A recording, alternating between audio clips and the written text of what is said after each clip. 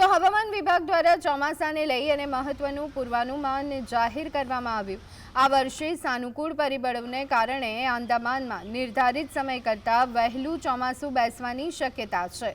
સામાન્ય રીતે આંદામાનમાં 18 મેના રોજ ચોમાસું બેસતું હોય છે, પરંતુ આ વખતે 16 મેની આસપાસ દસ્તક આપી શકે છે। આંદામાનમાં ચોમાસું સક્રિય થયા બાદ તે ધીમે ધીમે કેરળ તરફ આગળ વધશે, જે ભારતમાં મુખ્ય ચોમાસાની શરૂઆતનો સંકેત માનવામાં આવે છે।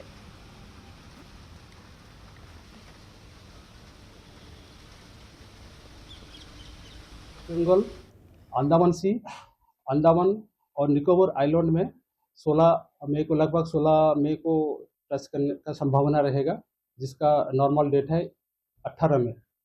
और केरला में नॉर्मल डेट्स है 1 जून, और हमारा जो गुजरात रीजन में ये तो 15 जून होता है, नॉर्मल डेट्स ऑफ ऑनसेट होता है।